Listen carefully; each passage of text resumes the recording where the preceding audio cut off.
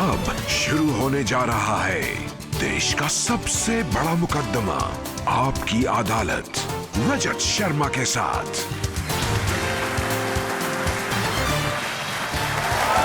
नमस्कार, thank you very much, thank you.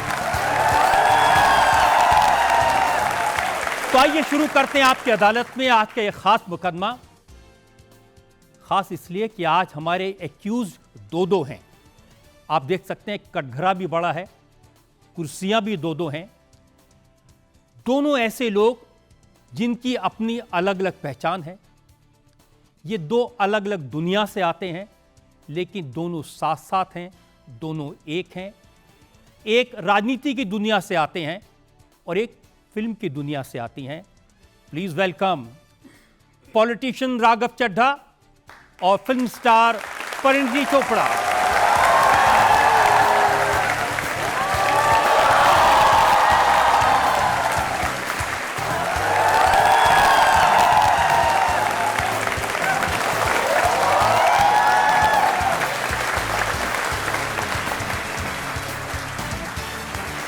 हमारे आज के जज भी खास हैं, इनके भी दो रूप हैं।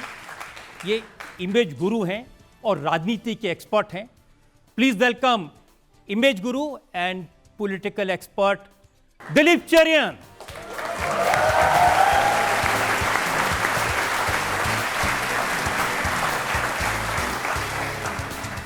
आज की कार्रवाई शुरू किया।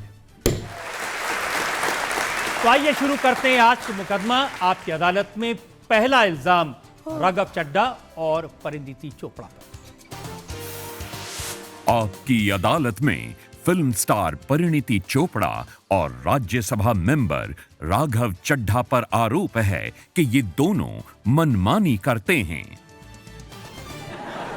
आप दोनों कैसे मनमानी करते हैं, कैसे जिद करते हैं, कैसे अड़ियल हैं, एक एक करके दोनों को एक्सपोज करता हूं मैं। ओह गॉड सर। आपके पेरेंट्स परिणीति आपको बैंकर बनाना चाहते थे जी। पढ़ने के लिए मैनचेस्टर भेजा, बहुत खर्चा किया और आप बहाना करके वहां से वापस आ गई। नहीं, नौकरी नहीं मिली, मैं क्या करूं। सर सच था ये। 2009 में मेरी ग्रेजुएशन हुई, तो ऑफ कोर्स मेरे सपने थे कि मैं इन्वेस्टमेंट बैंकर बनूंगी, बट क्योंकि उस साल रिसेशन था तो मुझे सच में सर जॉब नहीं मिला और वीज़ा भी एक्सपायर हो रहा था। मेरे अंदर ना गट्स नहीं थी कि मैं अपने पापा को फ़ोन करके बोलूं कि आपने जो 3 साल मेरे लिए लोन लिया था, पैसे इकट्ठे करके जो मुझे भेजा था, वो अब मैं सारे वेस्ट करने वाली हूँ और मैं वापस घर आना चाहती हूँ। तो मैंने उनको झूठ बोला कि एक्चुअली ना मुझे इंडिया में एक जॉब मिल गई है तो मैं उसके लिए आ रही हूँ। और मैंने अपनी जो ताई जी हैं, जो प्रियंका की मदर हैं, मैंने उनको फ़ोन किया और उनको खुफिया बोला कि ऐसा ऐसा है, मेरा वीज़ा एक्सपायर होने वाला है, मैं इंडिया आ रही हूँ, मैं पापा को बता नहीं रही हूँ, आप मेरे लिए कहीं पे जॉब ढूंढो, कुछ करो, मुझे बचाओ। तो उन्होंने कहा कोई बात नहीं, आ जा। तो मैं बॉम्बे आई एंड आप ये इमेजिन करोगे, वो बॉम्बे में सबको जानती हैं और फिर भी सर मुझे कहीं जॉब नहीं मिला। फिर एक दिन मेरी बहन शूटिंग कर रही थी तो मैं यशराज फिल्म्स गई उनकी शूट देखने। मैंने पहली बार एक शूट देखा, प्यार इम्पॉसिबल की शूटिंग चल रही थी। तो मेरा दिमाग चमका, मैंने सोचा यहाँ पे मतलब फिल्मों का तो कोई लेना देना होगा नहीं रिसेशन से, मैं यहाँ एप्लीकेशन करती हूँ। तो मैंने वहाँ अप्लाई किया और मुझे जॉब मिल गया और फिर मैंने पापा को फ़ोन किया। यही तो था जो मेरा जॉब था, जो मुझे मिला था। तो आज तक पापा को, मतलब आज अब पता है सच, बट पापा को मैं नहीं बता पाई, मैं उनका दिल नहीं तोड़ना चाहती थी उस समय। लेकिन मन में सपने नहीं थे, प्रियंका को देख करके ख्वाब नहीं था कि मैं भी बहन की तरह स्टार बनूं? सबको यही लगता है एक्चुअली कि मैं इंडिया इसलिए आई हो गई। सर आपको पता है, क्योंकि मैं बड़ा पढ़ाई लिखाई करके, मैंने इंडिया में बड़े अच्छे मार्क्स ये सब करके, मेरा प्लान था मैं बैंकर बनूंगी लाइफ में, इन्वेस्टमेंट बैंकर। मुझे लगता था ये जो बॉलीवुड वाले हैं ना, ये बड़ा आसान सा कुछ काम करते हैं, एक्टर्स होते हैं, छतरी के नीचे खड़े रहते हैं, 2 लाइन उनको बोलनी पड़ती है और बस फिर घर चले जाते हैं, बहुत पैसे कमाते हैं, इनकी तो बड़ी ऐश है। हमें देखो हम कितनी मेहनत करते हैं, हम देखो कितना इंपॉर्टेंट काम कर रहे हैं। बट सर मैं गलत थी। पता है, जो भी फिल्म इंडस्ट्री से जुड़ा नहीं होता ना, वो फिल्म इंडस्ट्री को ऐसे ही देखता है। ये जैसे राघव। सर ये आज तक ऐसे ही देखता है। भाई आपको भी पेरेंट्स ने पढ़ा लिखा के चार्टर्ड अकाउंटेंट बनाया, और आप तो मैंने सुना कि पढ़ने वाले लड़के थे, कमरा बंद करके रात रात भर किताब पढ़ना। तो इतनी मेहनत वेस्ट कर दी, वहां अन्ना हजारे के साथ बैठ गए जाके धरने पे।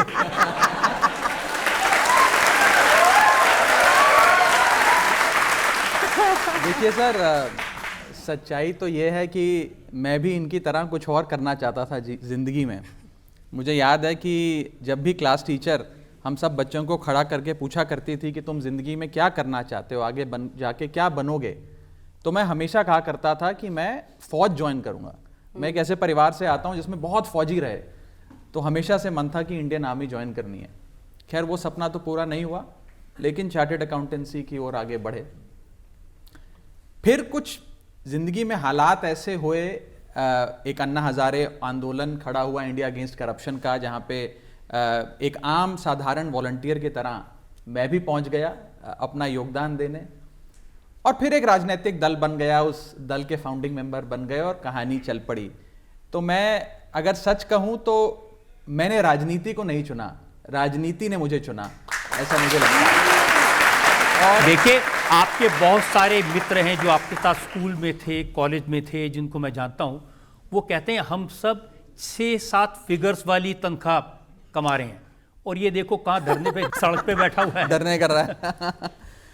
सर देखिए, कोई शख्स है जिसे बेतहाशा दौलत कमा के सुकून मिलता है, कोई 6-7 फिगर वाली सैलरी पाके खुश है, कोई नाम पाके, कोई शोहरत पाके।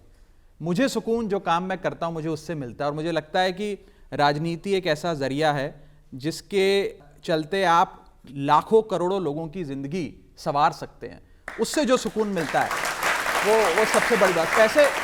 पैसा और दौलत तो सर जीवन में सब कमाते हैं, लेकिन मम्मी ने आपको कहा था चुनाव मत लड़ो। वो एक बड़ी इमोशनल कहानी है। मेरी पार्टी ने मुझे कहा कि 2019 का लोकसभा चुनाव आपको लड़ना है। मैंने कहा मैं माँ बाप से बात करके बताऊंगा। मैं घर गया, मेरे फादर साहब ने तो मुझे इजाज़त दे दी, पर मेरी माँ को मुझे मनाने में 6 महीने लगे, और वो इसलिए लगे क्योंकि वो नहीं चाहती थी मैं चुनावी राजनीति में जाऊं। अंततः जब उन्होंने मुझे इजाज़त दी तो 2 शर्तें मुझसे लिखवाई कि तुम्हें ये शर्तें पूरी करनी होंगी चाहे चुनाव का नतीजा जो भी आए। पहली शर्त थी कि तुम अपने चार्टर्ड अकाउंटेंसी के प्रोफेशन को पीछे नहीं करोगे, उस पर ध्यान दोगे और उसे आगे बढ़ाओगे। और उसका कारण ये था कि चलो आज तुम्हारा परिवार संपन्न है, तुम्हें कुछ ज़्यादा पैसे वैसे संसाधन की ज़रूरत नहीं है, लेकिन आगे जाकर परमात्मा ना करे तुम्हें पैसों की संसाधन की ज़रूरत पड़े तो राजनीति से पैसा नहीं कमाना, पैसा अपने सीए के प्रोफेशन से कमाना। और दूसरा वादा उन्होंने मुझसे ये लिया कि अब तेरी उम्र हो गई है शादी करने की, अब अच्छी सी लड़की देख के चुनाव के सीधे बाद नतीजा जो भी आए शादी कर लियो।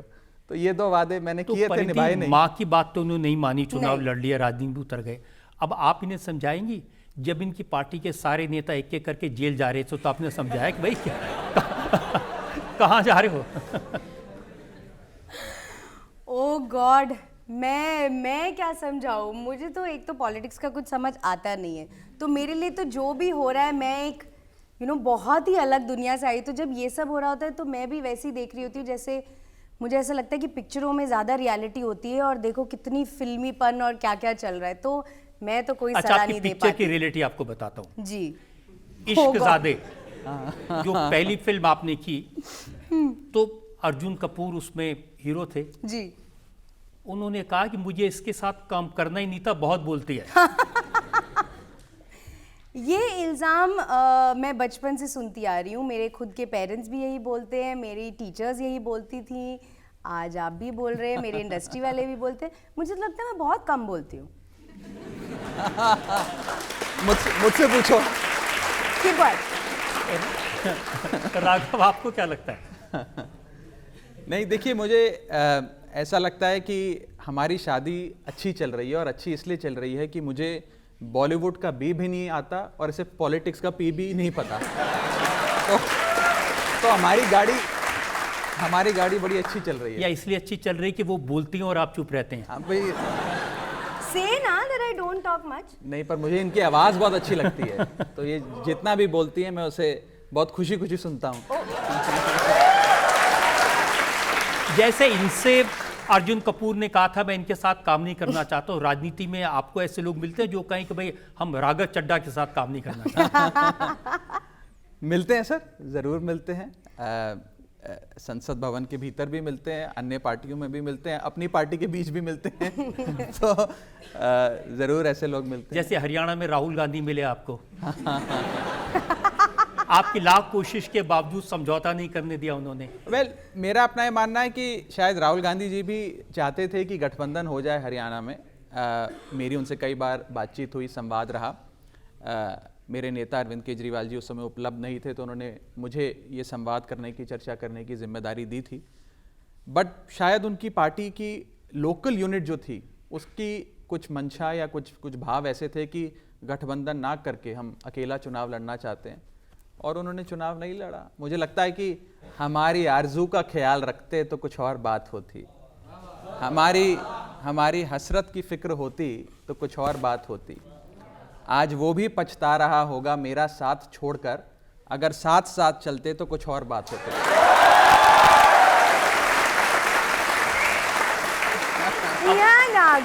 उनका साथ तो नहीं मिला, लेकिन परिणति का साथ मिल गया। हम साथ साथ चल रहे हैं सर, चलेंगे। हमारा गठबंधन हो चुका है actually. we are happily married. She is happy and I am married. You just keep quiet.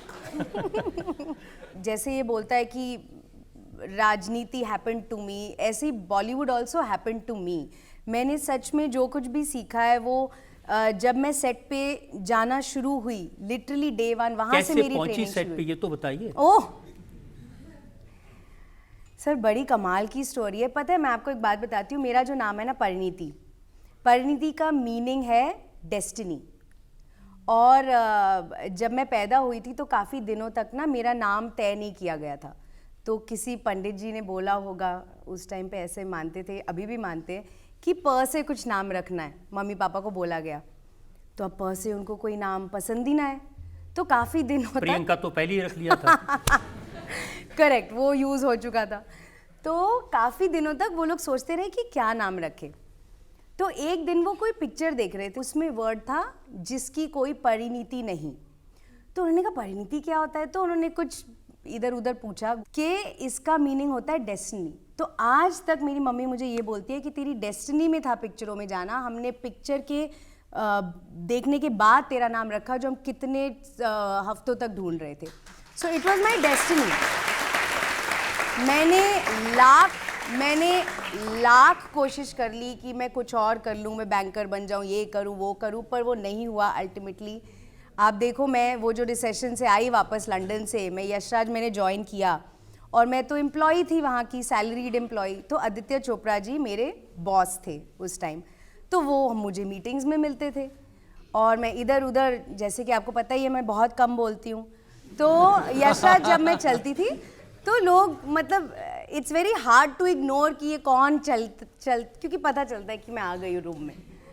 तो हर कोई मजाक करता था कि तू तो एक्टर बनेगी, तू तो एक्टर बनने आई है, और मैं हमेशा बोलती थी please I will not do all this, I am a banker, I will never become an actor, मैं ऐसे बोलती थी। पर I don't know why sir, आदि चोपड़ा को कुछ विश्वास था कि ये लड़की एक्टर अगर बनेगी तो ठीक ठाक कर लेगी। तो 1.5 साल जब मैं यशराज में काम कर रही थी, मैंने अनुष्का शर्मा, रणवीर सिंह, रानी मुखर्जी, इन सब की मैं कॉफ़ीज़ लाती थी, उनके स्केड्यूल बनाती थी। मैं रणवीर के पास जाती थी, sir what would you like to eat for lunch. मैं उनके मार्केटिंग स्केड्यूल्स, जैसे आज अगर वो यहाँ इंटरव्यू में होते तो मैं वो लड़की होती जो बाहर उनका वेट कर रही होती। तो मैंने उनको मैनेज किया, काफ़ी एक्टर्स को। रणवीर ने एक दिन मुझे देखा कि मैं कोई, तो उनके इंटरव्यूज़ चल रहे थे और वहाँ एक शीशा था, तो उस टाइम एक नया गाना रिलीज़ हुआ था, शीला की जवानी। तो सर मैं उस मिरर के सामने मैं बैठ के शीला की जवानी का स्टेप कर रही थी, और मुझे लगा पीछे इंटरव्यू, वो लोग बिजी हैं, कोई मुझे देख नहीं रहा है। तो रणवीर मुझे देख रहा था, उसने इंटरव्यू ख़त्म किया और वो आया मेरे पास, so you want to be an actor? I said no, I don't want to be an actor. What were you doing? तो मैंने कहा वो दैट यू नो मैंने गाना देखा, वो मेरे दिमाग में है ये वो। कहते you will become an actor. तो मैंने कहा ठीक है। उतने में मैं यशराज में एनीवे मैं थोड़ी इन्फ्लुएंस तो हो गई थी, मुझे लगा एक्टिंग कोशिश करनी चाहिए थी। तो मैंने 1-1.5 साल जॉब करने के बाद मैंने जॉब छोड़ दिया, ये सोच के कि एक्टिंग स्कूल जाऊंगी, कुछ सीखूंगी। और सर आप विश्वास मानोगे, मैं एक्टर बनी, आदित्य चोपड़ा ने मुझे 3 फिल्मों के लिए साइन किया और मेरी पहली पिक्चर रणवीर के साथ थी।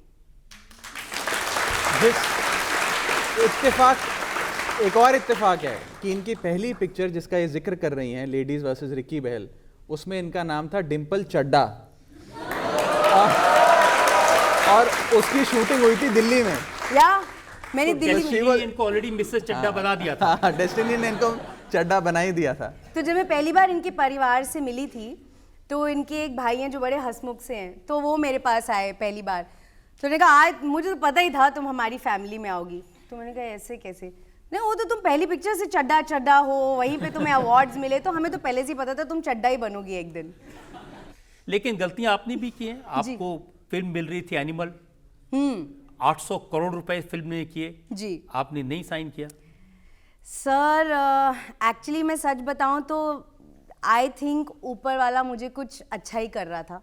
वो फिल्म मैं कर रही थी और ऑलमोस्ट सब वर्कआउट हो ही गया था। लेकिन सेम डेट्स पे, बिल्कुल सेम डेट्स पे मुझे चमकीला का ऑफ़र आया।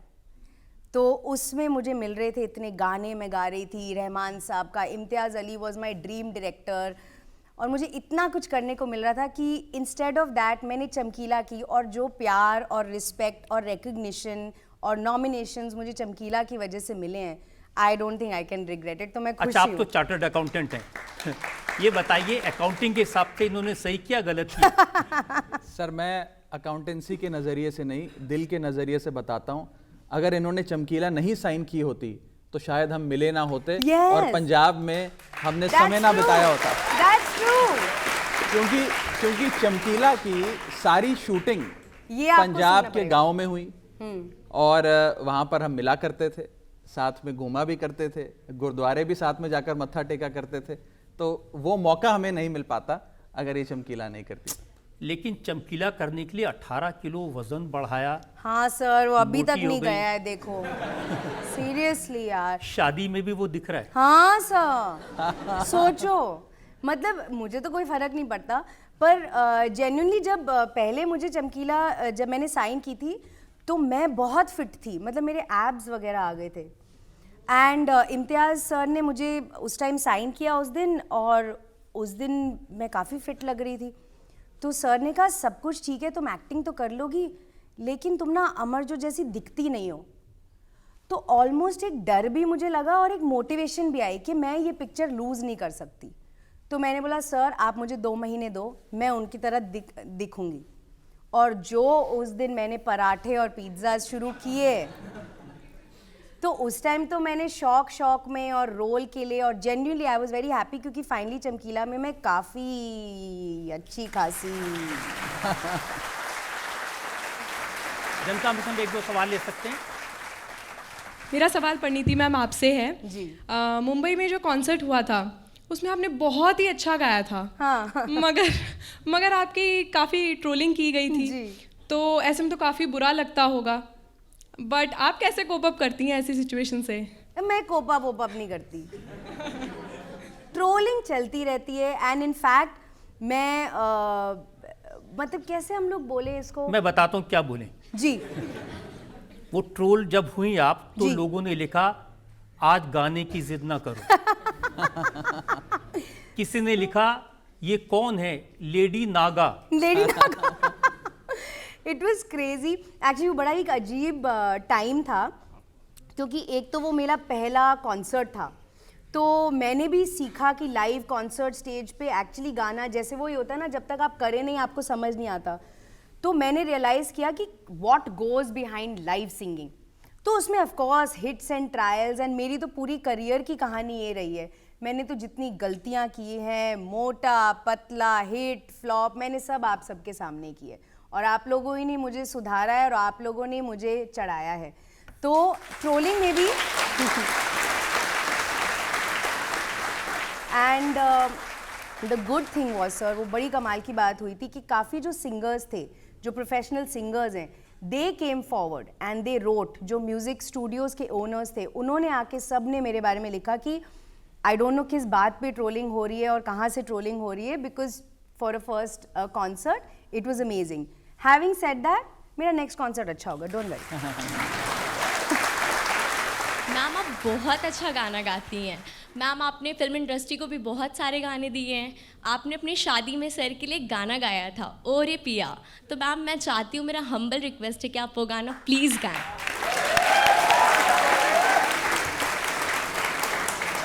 वे मैं लहंगा चूड़ा पाके तेरी गलियां छुटुर गईयां, वे मैं तेरी हो गई माही, वे मैं तेरे संग जुड़ गईयां माही, दिल मेरा रखी सांभ के, आँखों में आंसू शाम से, ओ पिया चल चले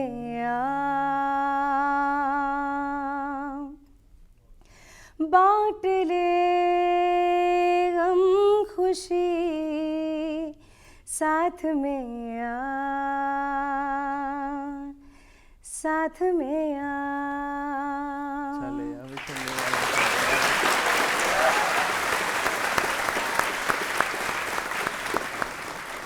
एक ब्रेक के रुकेंगे और ब्रेक के बाद राघव चड्ढा और पंडित चोपड़ा पर इल्जाम और सवालात का एक और। इनकी शूट खत्म हुई थी, इन्होंने भी अपनी सिक्योरिटी, अपने सारे लोगों को बोला आप लोग वापस जाइए, मुझे अकेले किसी से मिलने जाना है। ये भी अकेले गाड़ी में बैठ कर आई और फिर हम किसी खेत खलियान में आराम से बैठे। खेत खलियान ढूंढ के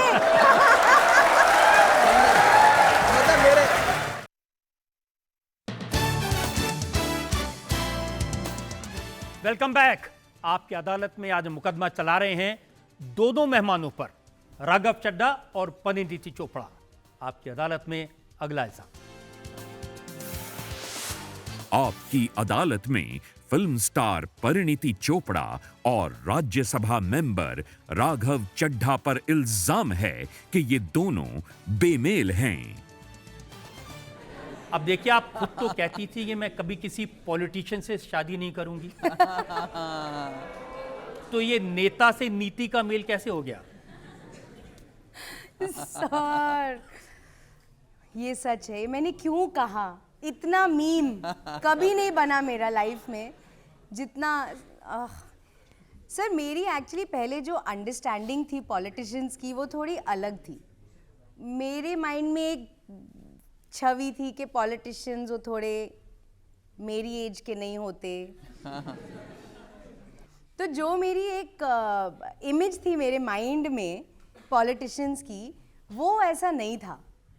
तो इसलिए you know he is okay, but the interesting thing is, मैं आपको बता मैं अप्रूव हो गया। पास हो गया। नहीं, आपको कैसे पता चला कौन है राघव चड्ढा और कहाँ मिली आप इनसे? इंग्लैंड में एक अवार्ड फंक्शन हुआ था जहाँ पे अवार्ड्स दिए जा रहे थे फॉर आउटस्टैंडिंग अचीवर्स। तो आउटस्टैंडिंग अचीवर इन एंटरटेनमेंट मुझे मिल रहा था एंड पॉलिटिक्स एंड गवर्नेंस में इसको मिल रहा था। तो जब मैं लंदन पहुंची ये अवार्ड लेने के लिए, तो मेरा भाई वहीं पे पढ़ाई करता है, तो उसने मेरे से ऐसे ही पूछा कि तो कौन से अवार्ड के लिए आई हो तुम, क्या है और किस किस को क्या मिल रहा है, उसने बड़ा कैजुअली पूछा। तो मैं उस टाइम राघव को नहीं जानती थी क्योंकि मैं पॉलिटिक्स फॉलो नहीं करती हूँ। तो मैंने उसको बोला, मैंने कहा ऐसे कोई you know Raghav Chadha is coming. तो मेरे भाई का मुंह खुल गया, आंखें खुल गई, उसने कहा राघव चड्ढा इज कमिंग। तो मैंने कहा व्हाट हैपेंड। तो फिर मेरे भाई ने मुझे कहानी बताई कि मेरे 2 भाई हैं और यू नो स्पेशली कोविड के टाइम से वो राघव को बहुत फॉलो करते थे और वो दोनों बड़े ही मतलब बहुत बड़े फैंस हैं राघव के। तो उसको तो विश्वास ही नहीं हो, तो Shivang said you have to go and meet him and you have to go and say hi to him. तो मैंने कहा ठीक है। तो जब मैं अवार्ड शो पे गई तो मैंने ऑर्गेनाइजर्स को रिक्वेस्ट किया, मैंने कहा मैं अपना अवार्ड लेके निकल जाऊंगी, लेकिन निकलने से पहले ना मुझे वो राघव चड्ढा जी जो आए हैं उनसे मुझे 2 मिनट हाई करना है। तो उन्होंने बोला हाँ हाँ मैम ऑफ कोर्स। तो जब मैं निकलने वाली थी तो ऑर्गेनाइज़र ने बोला मैंने बोला उनसे मिलवा दीजिए। तो उन्होंने कहा मैम वो आपके पीछे ही बैठे हैं। तो मैं घूमी तो राघव बैठा था, तो मैं गई उसके पास और अब मुझे पता ही नहीं कि मैं क्या बोलूँ। तो मैंने बोला hello I am Parineeti and my brothers are very big fans of you. तो उसने बोला oh how sweet thank you. तो मैंने बोला anyway we'll catch up, you know जैसे हम सबको बोलते हैं यार keep in touch we'll catch up, कोई कैच अप करता थोड़ी है। तो मैंने बोल दिया वील कीप इन टच, कभी आप बॉम्बे आओगे यू नो। कहता हम कल सुबह ही मिल लेते हैं।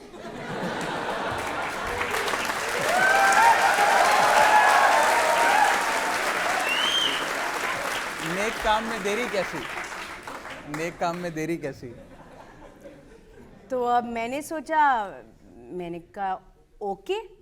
तो मैं अगली सुबह, अब किसी लड़के ने बोला तो मैं अकेले तो मिलने जाऊंगी नहीं, तो मैं अपने 3 मैनेजर को साथ लेके गई। तो मेरे 3 मैनेजर, अच्छा वो भी ऑर्गेनाइजर्स के साथ आया।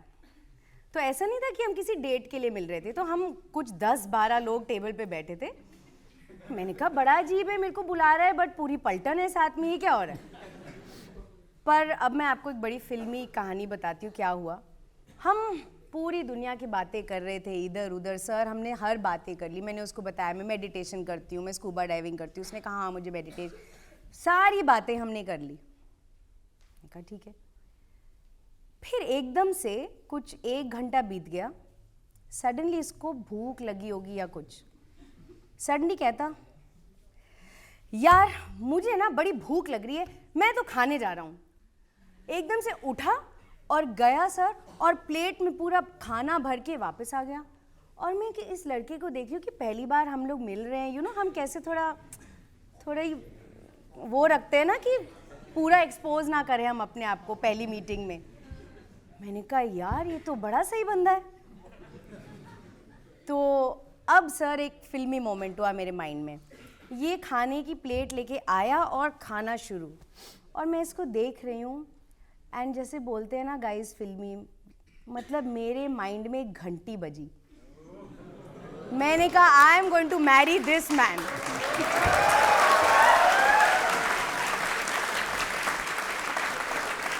आई जस्ट डोंट नो।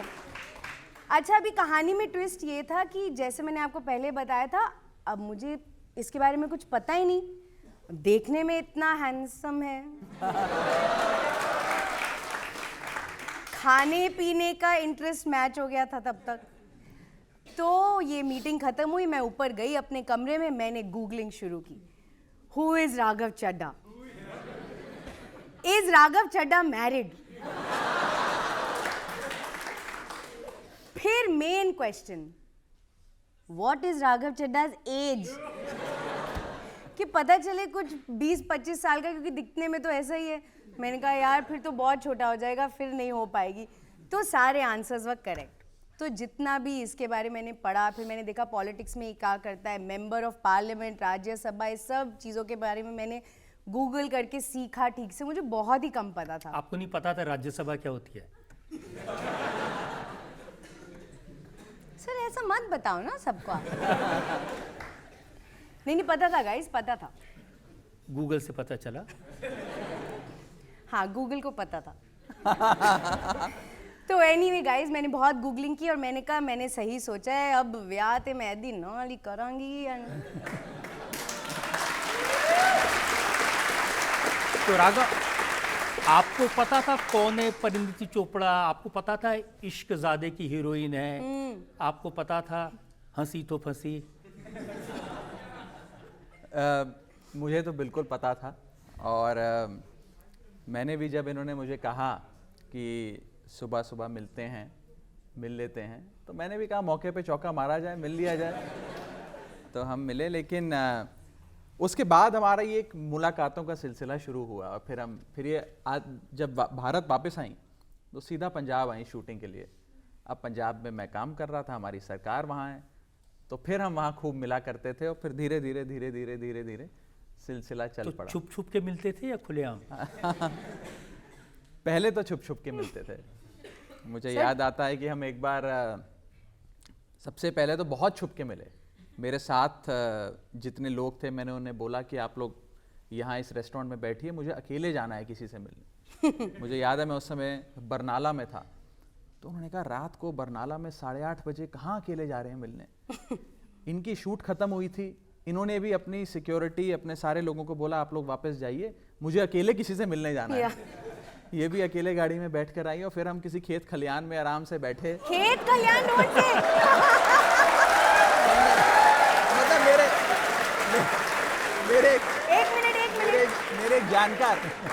मेरे एक जानकार का गार्डन था।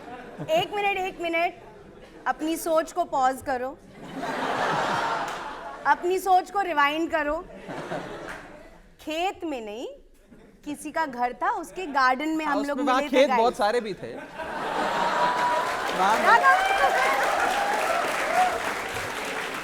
उनके गार्डन में मिले, आराम से चर्चा करी और उसके बाद फिर मिलते रहे। मुझे याद आता है मैं एक बार चमकौर साहब गुरुद्वारे गए मत्था टेकने। मैं आपको एक स्टोरी बताती हूँ सर।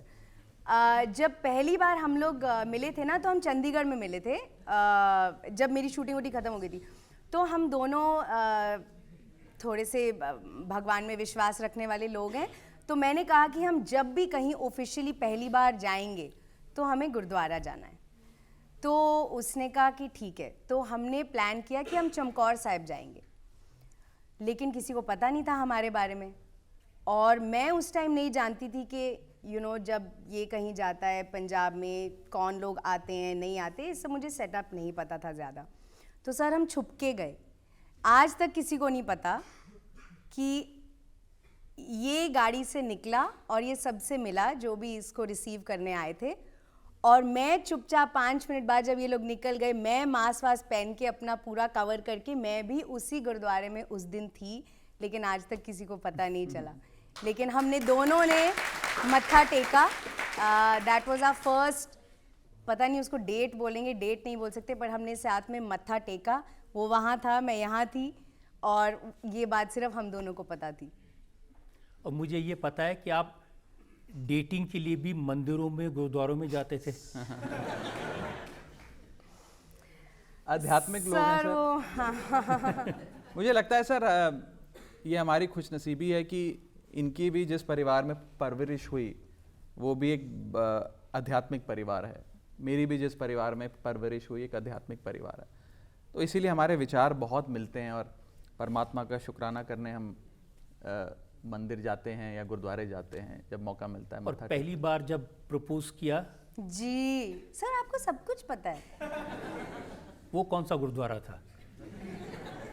तो this is a very funny story. And मैं हमेशा ये बोलती हूँ कि पूरी ज़िंदगी जो मेरा रिलेशनशिप भगवान के साथ रहा है, वो सच में मैंने पिछले 2 साल में उसके फल देखे हैं ऑलमोस्ट।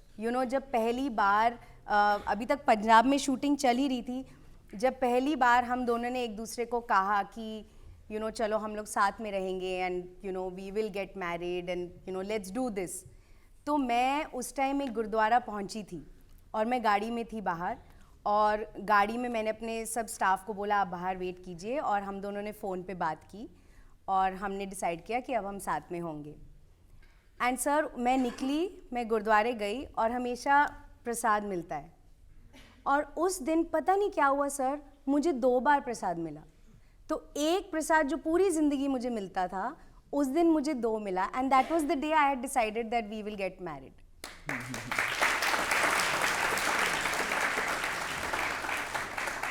तो खैर अब तो शादी हो गई, साथ में टाइम भी बिता दिया।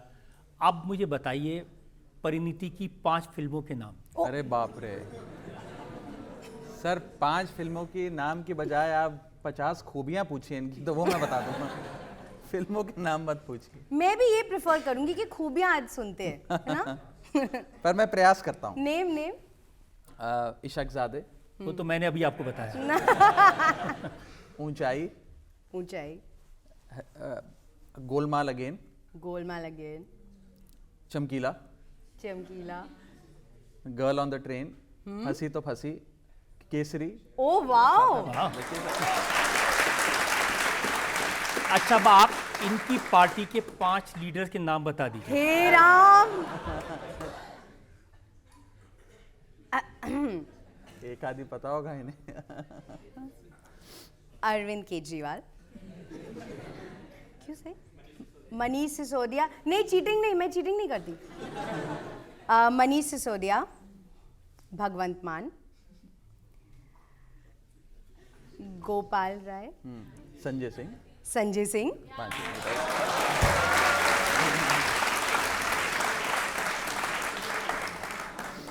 इस टेस्ट में तो आप दोनों पास हो गए हैं। Thank you sir. तो राघव, बहुत सारे जो पॉलिटिकल लीडर्स हैं वो सब क्या करते हैं, जैसे अखिलेश यादव ने अपनी वाइफ को पार्लियामेंट का मेंबर बना दिया, नवजोत सिद्धू ने अपनी वाइफ को एमएलए बनवा दिया, लालू जी ने तो अपनी वाइफ को चीफ मिनिस्टर बनवा दिया था। आपका क्या कुछ प्लान है? सर, मुझे लगता है कि जो जिसका काम है उसे करना चाहिए और जिसका काम उसी को साझे और करे तो उल्लू लागे। और वैसे तो हमारे प्रोफेशन में जो हमारा काम है उसमें बहुत लोग एक्टिंग भी करते हैं, तो एक्टिंग का बहुत स्कोप है हमारे प्रोफेशन में। बिकॉज जितना ड्रामा इनकी और जितनी एक्टिंग इनकी दुनिया में होती है, उतनी ही मुझे लगता है एक्टिंग और ड्रामे हमारी दुनिया में भी होती है। लेकिन ये इनका फैसला है, अगर ये कभी राजनीति में आना चाहें। जितना मैं समझता हूँ, मुझे नहीं लगता कि इनका कोई खास रुचि पॉलिटिक्स से है, दूर दूर तक नहीं है। सर, मैं ऑलरेडी होम मिनिस्टर बन गई हूँ ना। अरे मेरी होम मिनिस्टर तो बनी गई हैं। लेकिन एक बार आप जब दोनों रैंप पर उतरे थे तो उस समय बहुत सारे कमेंट मैंने सोशल मीडिया पर देखे थे। उसमें लिखा था जीजा जी अब हीरो बन जाएंगे। उसमें लिखा था कि इतने हैंडसम हैं, इनको तो फिल्में मिल सकती हैं, तो आप इनको ले जाएंगे मुंबई को, रोल दिलवाएं। ओह, ये ना हो पाएगा सर। सीरियसली मैं आपको एक बात बताऊं, आप बिलीव करना, हम जब घर पे होते हैं ना, जेन्युइनली हमारी ना पॉलिटिक्स ना फिल्मों की बात भी होती है। आप सचमुच घर पे आएंगे ना हमारे कभी, आप देखेंगे कि हम कितनी नॉर्मल और शायद बोरिंग बातें करते हैं। घर, ये वो, ऑर्गेनाइजेशन, फैमिली, हम इसी में बिजी हैं। तो मुझे नहीं लगता कि हम दोनों और कुछ कर पाएंगे। एंड पिछले 12 साल की बहुत मेहनत लगी है सर, अभी तो काम में मज़ा आना शुरू हुआ है, तो अब तो करियर हम दोनों को नहीं चेंज करना चाहिए। लेकिन एक चीज़ है सर कि मैं जिस फील्ड से आता हूँ, जिस प्रोफेशन से आता हूँ और ये जिस प्रोफेशन से आती हैं, दोनों में सिमिलैरिटीज़ बहुत हैं। हमारे प्रोफेशन में भी एक्टिंग करनी पड़ती है, इनके प्रोफेशन में भी एक्टिंग करनी पड़ती है। हमारे प्रोफेशन में पॉलिटिक्स करनी पड़ती है, हमारे प्रोफेशन में भी राजनीति है, इनके प्रोफेशन में बहुत ज़्यादा राजनीति है, जिसके बारे में अब मैं समझता हूँ। हमारे यहाँ पर वोटर यानी कि मतदाता का दिल जीतना होता है, इन्हें ऑडियंस का दिल जीतना होता है। हम चुनाव या तो हारते हैं या जीतते हैं। इनकी भी फिल्म या हिट होती है या फ्लॉप होती है। तो सिमिलैरिटीज़ तो बहुत ज़्यादा है, पर मुझे लगता है कि हमने अपनी अपनी दुनिया का अलग भी रखी हुई है और एट अ पर्सनल लेवल हम लोग साथ में हंसी खुशी अपनी ज़िंदगी जी रहे हैं, आगे बढ़ रहे हैं। अब देखिए, ये दिल्ली आई हैं जी, और ये कहेंगी कि भाई बहुत पोल्यूशन है, मेरा गला खराब हो गया, तो ये पॉलिटिकल सवाल है या पर्सनल है? देखिए सर, इसमें तो कोई दो राय नहीं है कि दिल्ली में एयर पोल्यूशन है, और एक पढ़ा लिखा नेता होने के नाते एक ऐसी नई पॉलिटिकल स्टार्टअप का जिसका ये संकल्प है कि हम एयर पोल्यूशन से दिल्ली की जनता को और उत्तर भारत की जनता को निजात दिलाएं, हमने कुछ कुछ प्रयास करें हैं इस दिशा में। और मुझे लगता है कि अगली 2-4 सर्दियों बाद जब ये दिल्ली आएंगी तब तक AQI ठीक हो जाएगा और एयर पोल्यूशन, चलिए इनके बहाने हमें भी अच्छी हवा मिलेगी। आप इनके बहाने आपको भी अच्छी हवा मिलेगी। पर हाँ, एयर पोल्यूशन के बारे में हम पिछले 1-1.5 महीने से काफ़ी चर्चा कर रहे हैं और काफ़ी चिंतित भी हैं। मुझे लग रहा है प्रयास कर रहे हैं, हमारी दोनों सरकारें काम कर रही हैं, और ये विषय मुझे लगता है पूरे उत्तर भारत का है रजत जी। कोई अब खाली सिर्फ दिल्ली का नहीं रहा, भागलपुर, लखनऊ, वाराणसी, भिवानी, भिवाड़ी, विदिशा, पूरे उत्तर भारत में एक प्रकार से एक एयर पोल्यूशन का, एक स्मॉग की एक छतरी सी छा गई है, जिसके लिए तमाम सरकारों को मिलकर काम आपने करना थोड़े साल पहले कहा था ना कि हमने एक ऐसा सॉल्यूशन ढूंढ लिया है, वो घोल डाल देंगे फसल के अंदर, वो गल जाएगी। वो बिल्कुल सही सल्यूशन था, वो सल्यूशन दिल्ली के लिए फिट बैठा। आज भी हमारी दिल्ली की सरकार, दिल्ली के जितने खेत हैं 5,000 एकड़ है लगभग, वहाँ पर इसी सोल्यूशन के ज़रिए स्टबल से निजात दिलाई जाती है। ये सोल्यूशन पंजाब में या हरियाणा में सफल नहीं हो पाया। उसका एक कारण है, हरियाणा और पंजाब में जब धान की कटाई होती है उसके बाद जो स्टबल, जिसे पराली कहते हैं, जो बच जाता है, उससे किसान को छुटकारा पाना होता है महज 10 से 12 दिनों में। अगर 10 से 12 दिनों में वो उसे निजात नहीं पा पाता तो उसकी अगली जो फसल होती है, गेहूं की फसल जो होती है, उसकी यील्ड गिर जाती है। ये जो सोल्यूशन है इसमें कम से कम 4 हफ्ते लगते हैं। तो 10 से 12 दिन का एक इमीडिएट सोल्यूशन हमें किसान को देना होगा, चाहे वो फाइनेंशियल कॉम्पनसेशन के माध्यम से हो, हैप्पी सीडर मशीन्स के माध्यम से हो, अन्य माध्यम से हो। लेकिन इस साल मुझे जो रिपोर्ट्स और जो स्टडीज़ बता रही हैं कि पंजाब ने 70% गिरावट स्टबल बर्निंग के, पराली जलाने के इंसिडेंट्स में देखी गई है। प्रयास करेंगे, सब सारी सरकारें मिलकर कोशिश करेंगे। तो परिणीति जी, आप राघव से नहीं कहेंगे कि जब तक पॉल्यूशन है तब तक मुंबई आके रह लो थोड़े दिन? सर मुंबई में भी बहुत पोल्यूशन है, हर जगह बहुत पोल्यूशन हो गया है। हम लोग एक्चुअली जेन्युइनली, ये जैसे बोल रहा था, ये सिर्फ अब दिल्ली का इशू रह ही नहीं गया है। हम बॉम्बे में भी यही बात करते हैं कि बॉम्बे जो एक कोस्टल सिटी है जहाँ पे इतनी फ्रेश एयर आनी चाहिए, वो उससे हम अभी उसका सोल्यूशन नहीं ला पाए हैं। And unfortunately it is because हर एक सिटीज़न के एक्शंस, सिर्फ गवर्नमेंट्स के नहीं, हर एक सिटीज़न के एक्शन चेंज होने पड़ेंगे, हमारी आदतें बदलनी पड़ेंगी। जिन चीज़ों से हम पोल्यूशन में कंट्रीब्यूट कर रहे हैं वो आदतें बदलनी पड़ेगी, तभी इसका सोल्यूशन आएगा। ये एक ही सोल्यूशन आपके पास है कि जी दीदी और जीजा जी के पास चली जाए वहाँ? नहीं, वो तो अब मैं राघव के साथ रहूंगी और मैं हिंदुस्तान नहीं छोड़ूंगी, मैं कहीं नहीं जा रही, मुझे भी साथ ले जाओ। कभी नहीं। जनता में से 1-2 सवाल ले सकते हैं आप? सबसे ज्यादा लेजी कौन है आप दोनों में से? लेजी? मैं ज्यादा लेजी झगड़ा हूँ। कौन करता है? हम दोनों में से ज्यादा लेजी तो मैं हूँ, क्योंकि इससे ज्यादा मेहनती आदमी मैंने आज तक नहीं देखा। मैं सच में सोचती थी कि मैं बहुत मेहनती हूँ, फिर मैं राघव से मिली और राघव अपने फैमिली टाइम को, अपनी खुद की बर्थडे पार्टी को, किसी भी चीज़ को इम्पोर्टेंस नहीं देता अगर उसका काम होता है। इनफैक्ट हमारी सबसे ज़्यादा कंप्लेंट इससे यही होती है कि तुम बहुत काम करते हो, हमें भी मिलो। झगड़ा कौन करता है? देखिए, मैं आपको बताता हूँ, शादी जो है ना, you can not lie, you have to speak the truth. देखिए, शादी जो है वो एक ऐसा बंधन है जिसमें एक आदमी हमेशा सही होता है और दूसरा आदमी हमेशा पति होता है। तो ऐसे सवाल मत पूछिए। और समय की जहाँ तक बात है, अगर समय देता हूँ तो सब ठीक है, बहुत प्यार है। समय नहीं देता हूँ तो हमारा रिश्ता भी वैसा ही हो जाता है जैसे सरकार और विपक्ष का होता है, जिसमें सरकार हमेशा ये है, मैं हमेशा विपक्ष हूँ। आपको नहीं लगता कि फिल्म में रोल के लिए पूरा क्वालिफाई करते हैं ये? सर डायलॉग राइटर्स हम ढूंढ ही रहे हैं बॉम्बे में, तो एक जॉब मैं देने वाली हूँ। और जब ये स्कूल में थे तो उन्होंने एक प्ले में हिस्सा लिया था। हाँ, सुभाष ये तो चंद्र मुझे भी बोस, नहीं पता। सुभाष चंद्र बोस बने थे उसमें। रियली? हाँ, सर। ओ, ये तो मुझे भी नहीं पता सर। मेरा डायलॉग था, तुम मुझे खून दो, मैं तुम्हें आज़ादी दूंगी। ओ रियली सर, देखो ये भी कितनी मिलती जुलती चीज़ है। मैं भी स्कूल में बहुत प्लेस करती थी। और इनका डायलॉग हमें अभी हमने सुना था कि हाथ मत लगाना नहीं तो गोली मार गोली मार दो। एक और सवाल ले सकते हैं। आप दोनों में से ज़्यादा रिलीजियस कौन है और आप रामलला के दर्शन करने अयोध्या कब जा रहे हैं? बहुत तमन्ना है, बहुत तमन्ना है। रिलीजियस मुझे लगता है कि हम दोनों ही हैं, और मुझे ऐसा लगता है कि हालांकि अध्यात्म और आपका जो एक रिलीजियस आउटलुक है बहुत पर्सनल चीज़ है, लेकिन हम दोनों ही बहुत मानते हैं। जैसे मैं बहुत बड़ा शिव भक्त हूँ। मेरे पिताजी पिछले 40 साल से जब वो सुबह घर से निकलते हैं नहा धो के, तो पहले शिवलिंग पर जल चढ़ाते हैं। और वैसे ही मैं भी पिछले 15 सालों से सुबह नहा धो के पहला काम ये करता हूँ कि शिवलिंग पे जल चढ़ाता हूँ। तो मेरा एक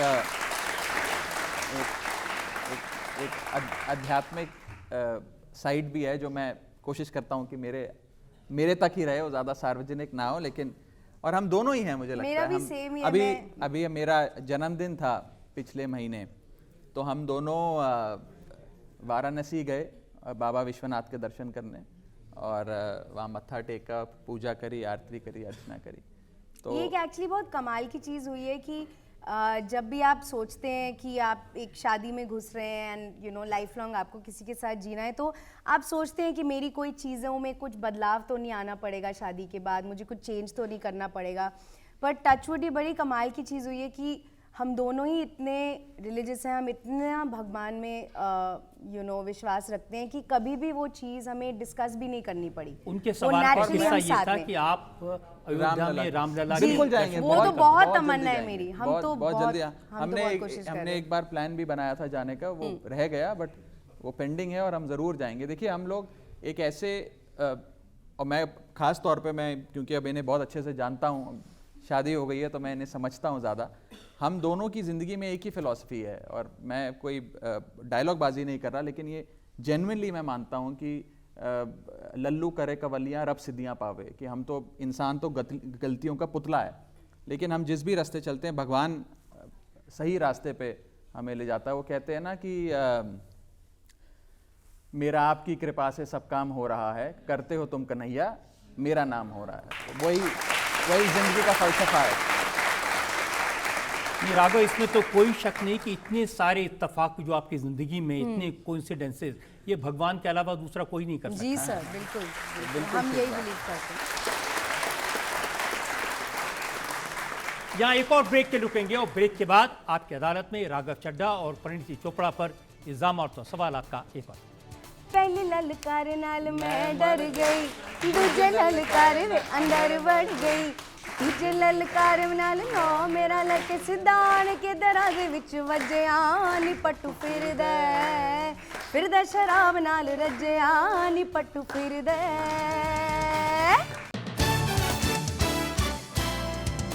वेलकम बैक। आपकी अदालत में आज हम मुकदमा चला रहे हैं परिणीति चोपड़ा और राघव चड्ढा पर। आपकी अदालत में अगला इल्जाम। आपकी अदालत में फिल्म स्टार परिणीति चोपड़ा और राज्यसभा मेंबर राघव चड्ढा पर इल्जाम है कि इन दोनों की कथनी और करनी में अंतर है। अब देखिए, आपकी शादी के जो वीडियो थे वो बहुत वायरल हुए, करोड़ों लोगों ने देखे।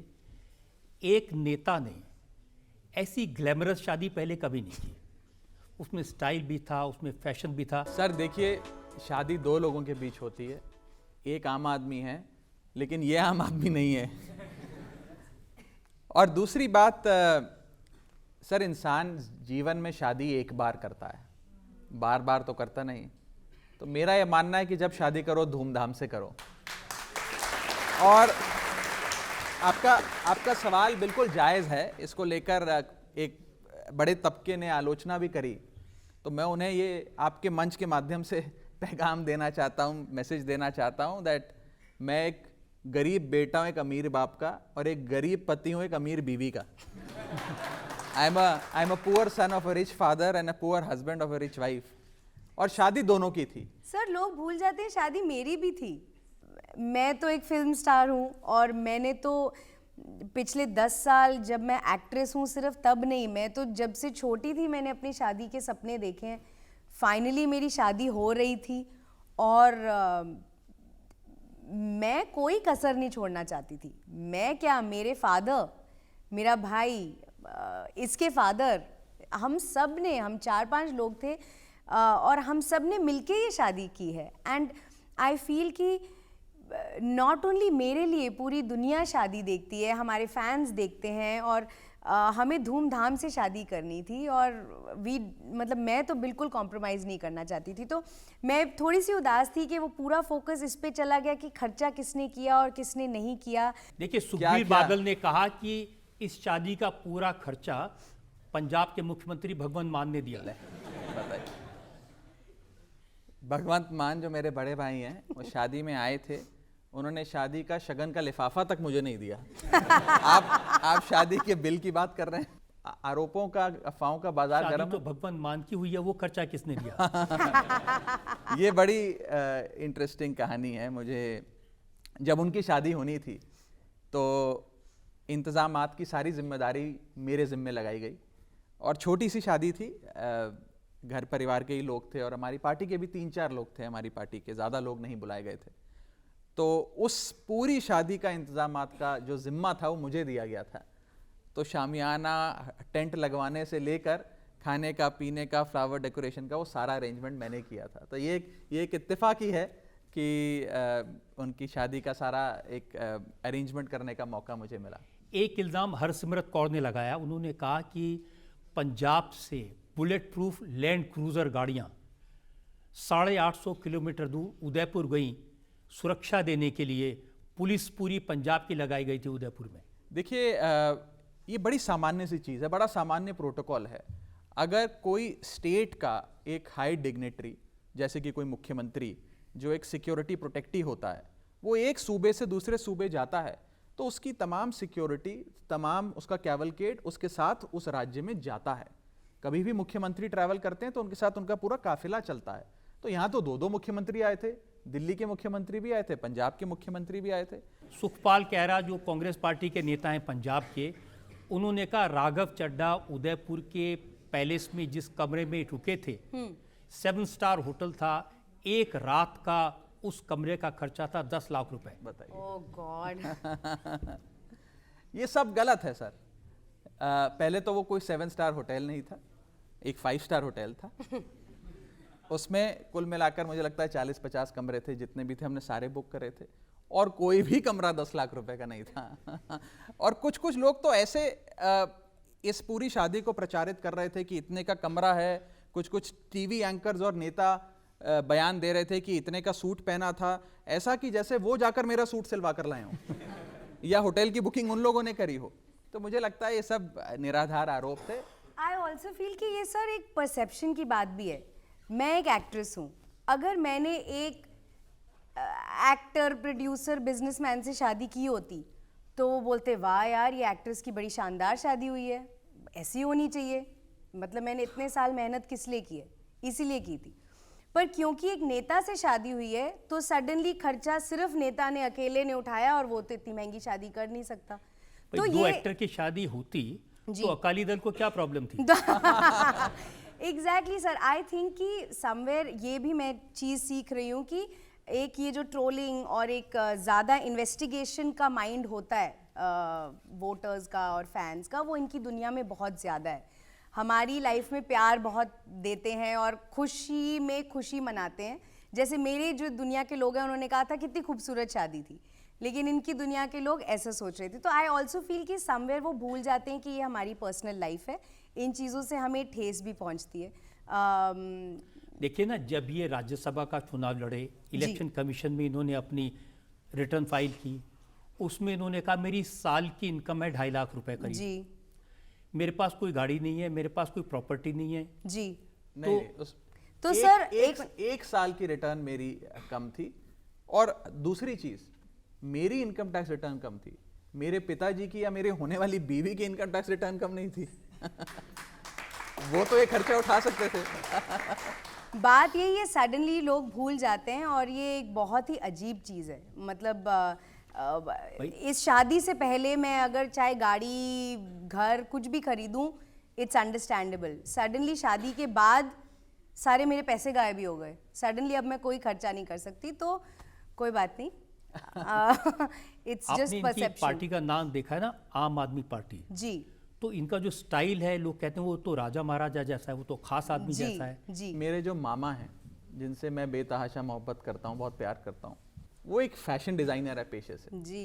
तो सारे कपड़े वो मुझे अच्छे सिलवा कर देते हैं। जो आज भी मैंने आपके शो पर पहना हुआ है, ये मेरे मामा ने मुझे भेजा हुआ है।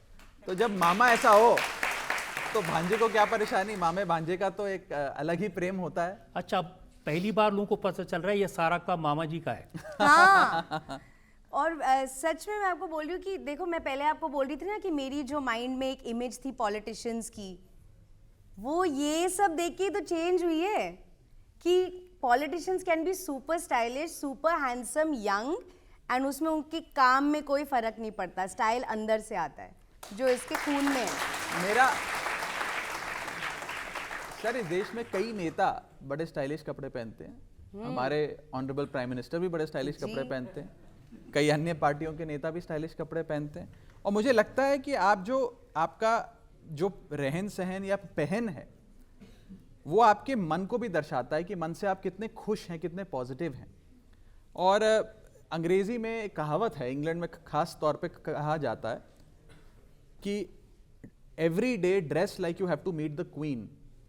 आप रोज ऐसे कपड़े पहने कि आपको उस देश की रानी से या उस देश के राजा से मिलना है। मुझे अपनी क्वीन से मिलना होता है रोज। Yes, I was waiting for this line only. तो मैं अच्छे कपड़े पहनता हूँ। अब मोदी जी ने कहा कि लक्षद्वीप जाओ, आप मालदीव चले गए।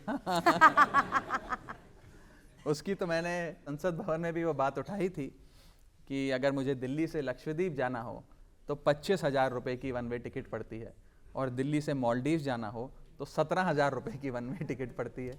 तो मालदीव जाना ज़्यादा इकोनॉमिकल लगा तो हम मालदीव चले गए।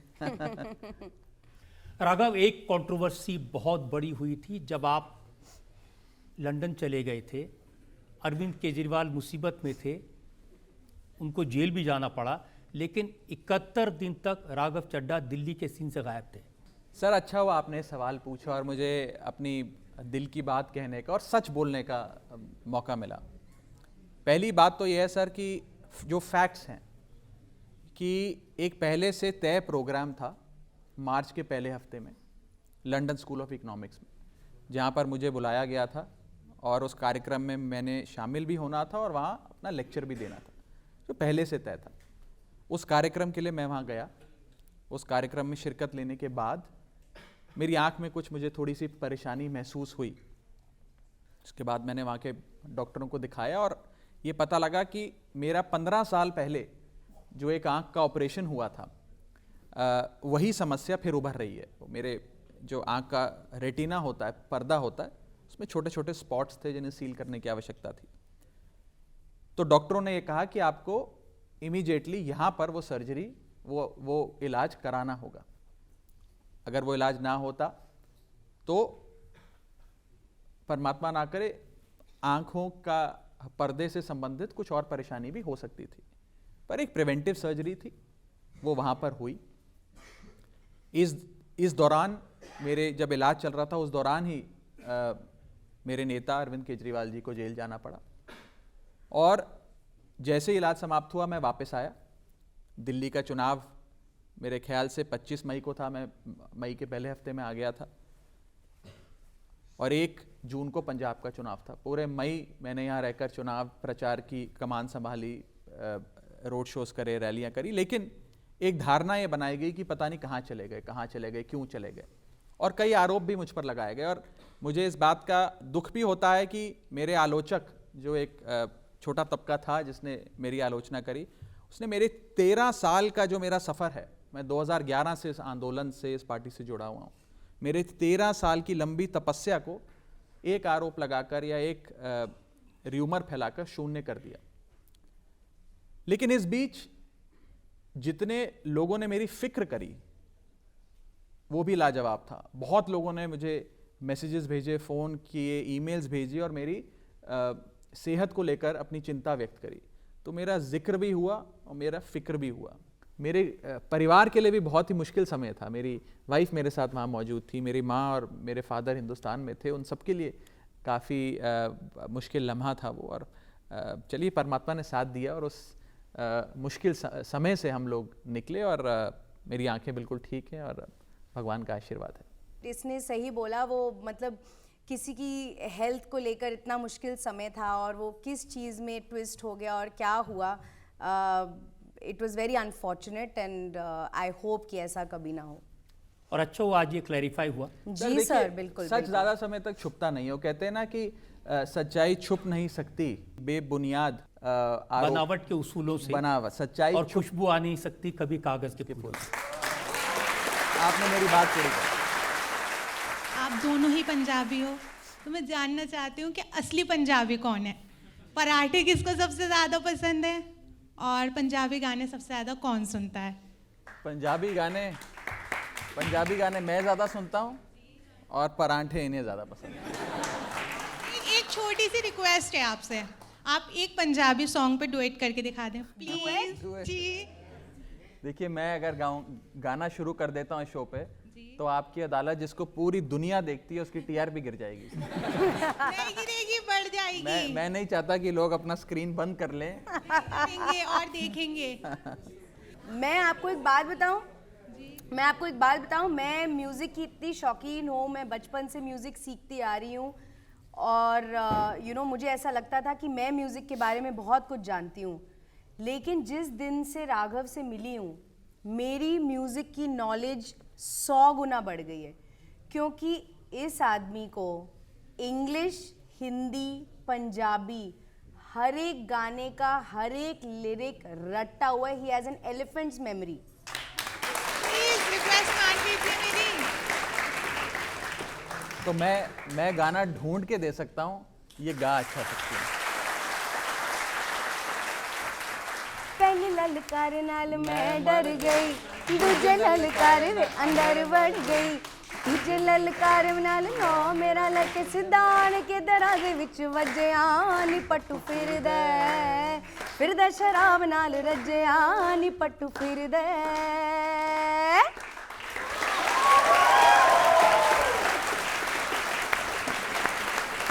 तो एक ब्रेक के रुकेंगे और ब्रेक के बाद आपकी अदालत में राघव चड्ढा और परिणीति चोपड़ा पर इल्जाम और तो सवालात का एक और देखो, पंजाब में इन्होंने गाना गाया था एक मौका केजरीवाल नू जी। किसने मुझे लिखा कि अब इनका गाना ये हो गया है एक मौका परिनाल मैनू एक मौका परिनाल मैनू। हाँ, नहीं, लाइफ लॉन्ग मौका। Welcome back. आपकी अदालत में आज हमारे मेहमान हैं परिणीति चोपड़ा और राघव चड्ढा। आपकी अदालत में अगला इल्जाम। आपकी अदालत में फिल्म स्टार परिणीति चोपड़ा और राज्यसभा मेंबर राघव चड्ढा पर आरोप है कि ये दोनों दिखावा करते हैं। अब देखिए, आजकल लोग कहते हैं कि बदल गए राघव चड्ढा। पहले कहते थे मेरे हीरो केजरीवाल, मैं उनका फैन हूं। अब एक ही हीरोइन है और जिसके आप फैन हैं।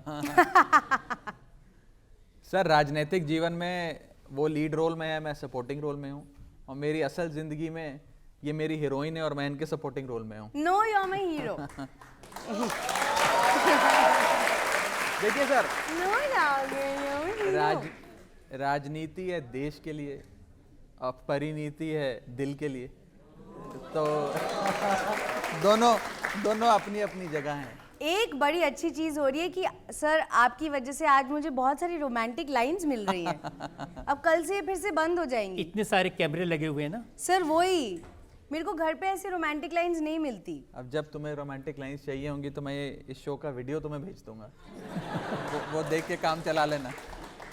देखो, पंजाब में इन्होंने गाना गाया था एक मौका केजरीवाल नू जी। किसने मुझे लिखा कि अब इनका गाना ये हो गया है एक मौका परिनाल मैनू एक मौका परिनाल मैनू। हाँ, नहीं, लाइफ लॉन्ग मौका। इनफैक्ट मैं तो ये सोचती हूँ कि मौका मुझे मिला है, क्योंकि जब हमारी शादी होने वाली थी एंड फिर जब हो गई, सब ने मुझे बोला कि इंडिया के सबसे एलिजिबल बैचलर से तुमने शादी कर ली है, तो आई फील कि मौका मुझे मिला है, इसको नहीं। तो आपको भी लगता है कि जिस एलिजिबल बैचलर से आपने शादी की है जी, पूरे पंजाब की सरकार की चाबी उसके पास है? ओह, ये तो इसी को आंसर करना पड़ेगा। I don't know this. ऐसा बिल्कुल नहीं है सर। हमारा पंजाब परिवार है, बड़ा खुशहाल परिवार है, उसमें प्लीज खलल ना डालें। ये मैं खलल नहीं डाल रहा। राहुल गांधी ने कहा था पंजाब में कैंपेन के दौरान कि रिमोट कंट्रोल से चलती है पंजाब की सरकार, और रिमोट कंट्रोल का मतलब है आरसी का मतलब है Raghav Chadha. Sir, Punjab remote control से चलता है, मैं स्वीकार करता हूँ, पर वो रिमोट कंट्रोल पंजाब की जनता के हाथों में है।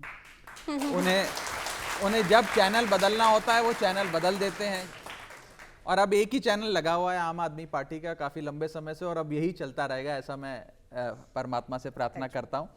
और सर, पार्टी जो काम मेरे जिम्मे लगाती है मैं करता रहता हूँ। पार्टी ने मुझे पंजाब में एक सलाहकार की भूमिका में काम करने का मौका दिया, उसको मैं बखूबी अपने बड़े भाई पंजाब के मुख्यमंत्री के साथ निभा रहा हूँ।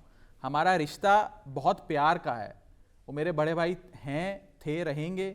और बड़ी ये भी एक इत्तेफाक है कि जब वो आम आदमी पार्टी में आए तो उनका पहला दोस्त जो आम आदमी पार्टी में था वो मैं था। उन्होंने वर्ष 2014 में हमारी पार्टी ज्वाइन करी।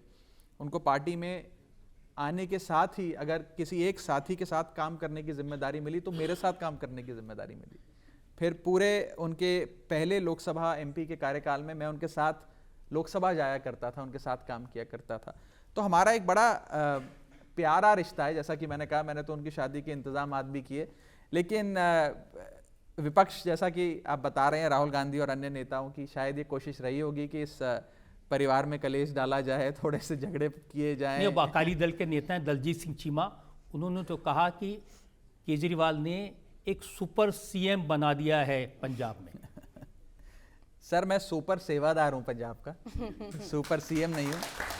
और हम लोग जब आपस में भी बैठते हैं तो हम पंजाब की बात करते हैं, हम किसके पास क्या जिम्मा है, कौन क्या काम कर रहा है, ये बात कम करते हैं। हमें पंजाब की किसानी से लेकर पंजाब की जवानी के लिए काम करना है और उस दिशा में हम लोग काम करते हैं।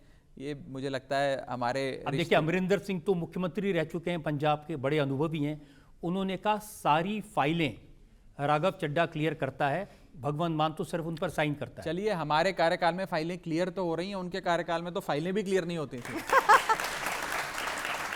वो तो उस समय के जो हालात थे, चाहे अकाली दल की सरकार रही, चाहे कांग्रेस की सरकार रही, उससे बहुत बेहतर सरकार चल रही है और जो पंजाब के मुख्यमंत्री हैं उनके नेतृत्व में सरकार चल रही है। और चुनाव जब हो रहे थे तब तो हमने सुना था कि भाभी इलेक्शन लड़ेगी अंबाला से। सर, ये बिल्कुल सही है। इस प्रकार की कोई कहानियां उड़ाई गई थी कि ये शायद चंडीगढ़ से चुनाव लड़ सकती हैं, शायद अंबाला से चुनाव लड़ सकती हैं।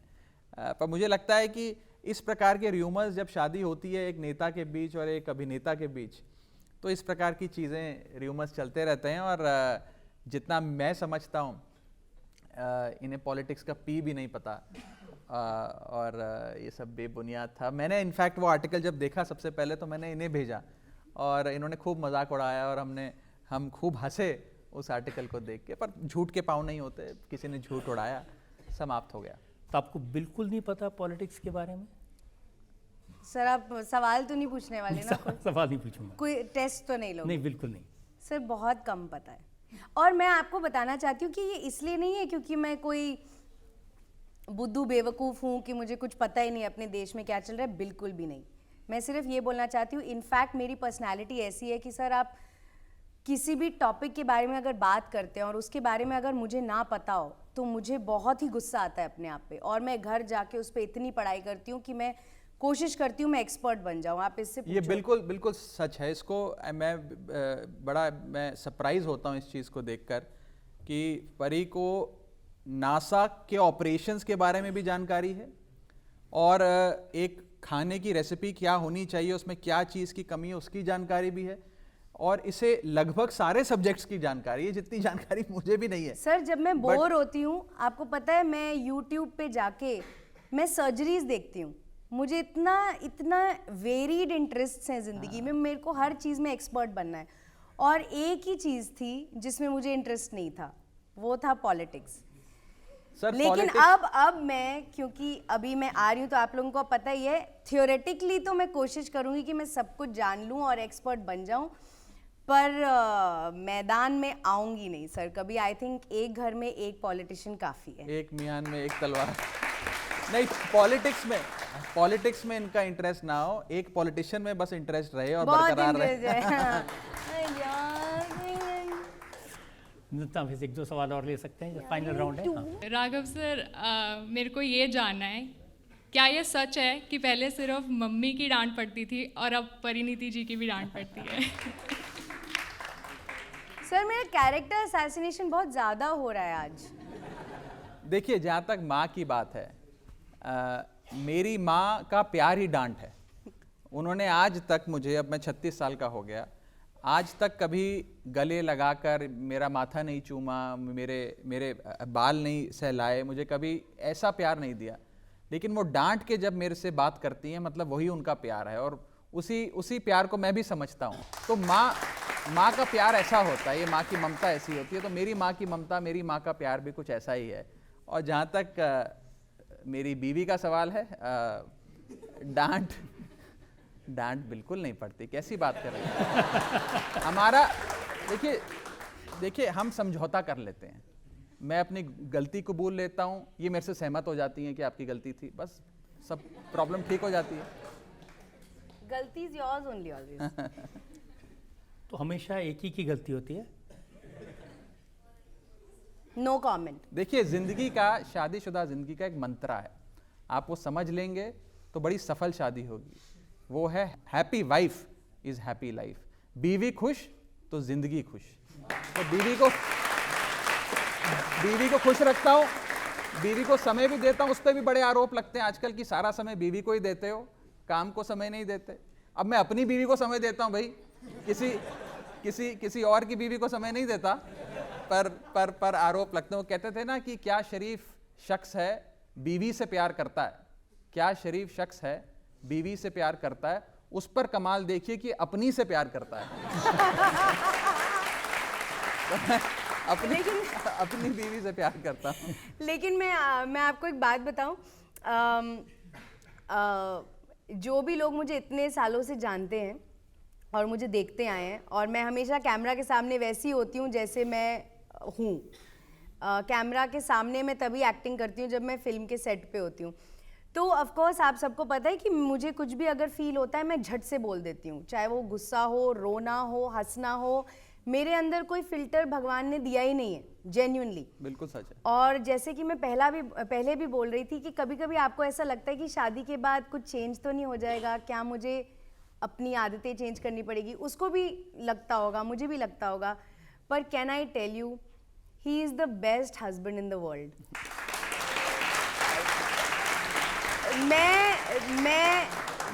मैं इतनी ज़्यादा ड्रामा क्वीन हूँ क्योंकि मेरे इमोशंस ऐसे झट से निकलते हैं, चाहे रोना, हंसना, गुस्सा, कुछ भी हो। एंड ये कभी भी मुझे बदलता नहीं है, और कभी भी ये नहीं बोलता कि ये तुम मत करो, ये तुम मत करो।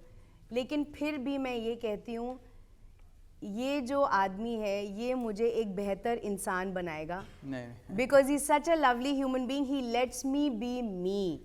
एंड जो भी मुझे बोलना है और जो भी मुझे करना है वो मुझे करने देता है। And he is just the dream husband that every girl wants.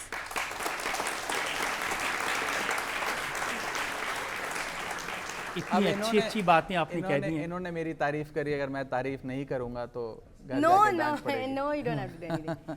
तो ये एक ऐसी दुनिया से आती हैं जो बड़ी जगमगाहट वाली दुनिया है, बड़ी चमचमाती दुनिया है, बड़े स्टारडम की दुनिया है।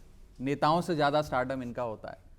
तो एक बहुत सितारों वाली दुनिया से आती हैं, लेकिन जब वो उस दुनिया से बाहर आती हैं, अपनी दुनिया में तो ये शेरनी की तरह दहाड़ती हैं, लेकिन जब उस दुनिया से बाहर आती हैं तो बहुत सिंपल और एक जैसे कहते हैं ना, एक हम्बल, सिंपल और हार्ड वर्किंग महिला के रूप में घर पे नज़र आती हैं, और वही उनका असल कैरेक्टर है। मैं तो इन्हें 2-3 बार ये बात बोल भी चुका हूँ कि क्योंकि इनकी परवरिश अम्बाला में हुई कि you can take Parineeti out of Ambala, लेकिन you can't take Ambala out of Parineeti. आप इनको तो अम्बाला से निकाल सकते हैं, लेकिन इनके अंदर का जो अम्बाला है, जो इनकी सिंप्लिसिटी है, जो इनकी सादगी है, वो इनसे नहीं निकाल सकते हैं। ये मैंने इनके साथ रह के देखा है और सीखा है, और मैं बड़ा खुशकिस्मत हूँ कि मेरी शादी इनसे हुई। जब आप दोनों बैठते हैं तो किस सब्जेक्ट पर बात करते हैं? ऑफ कोर्स आपको पता ही है, हमारी सॉर्ट ऑफ लॉन्ग डिस्टेंस शादी है, क्योंकि मैं बॉम्बे में रहती हूँ, वहाँ काम करती हूँ, राघव दिल्ली और पंजाब में रहता है।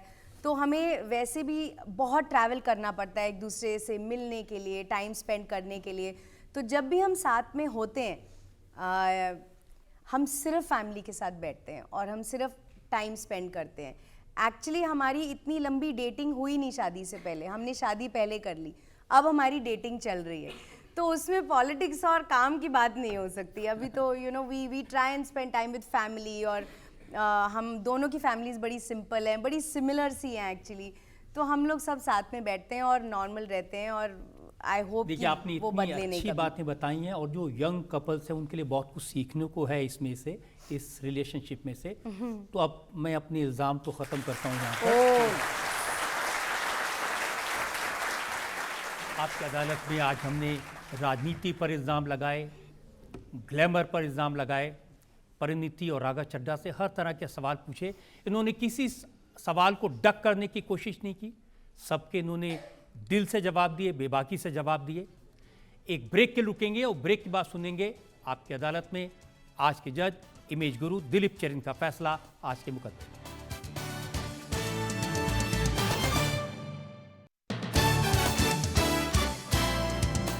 Welcome back.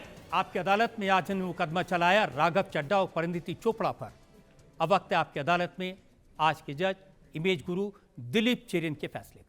आम आदमी पार्टी वाले को ऐसे बेल मिले तो बहुत खुश हो जाता है, पर आज आपने परिणीति के साथ ट्रायल में आया, उसका बहुत एडवांटेज हुआ आपको।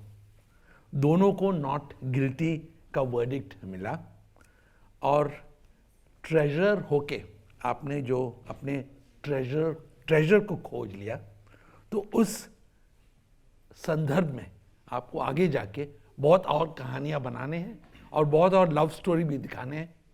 सो I declare you both not guilty of any of the इल्जाम्स on you.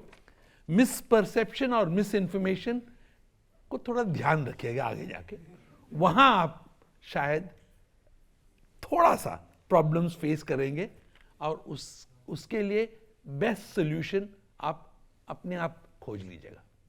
Thank you sir. बच गए। मैं कह रहा था देश की सभी अदालतें सुबह सुनवाई करके शाम तक फैसला दे दें तो हमारा जुडिशियल बैकलॉग कम हो जाएगा, अगर आपकी अदालत की तरह चल पड़े जुडिशियल सिस्टम।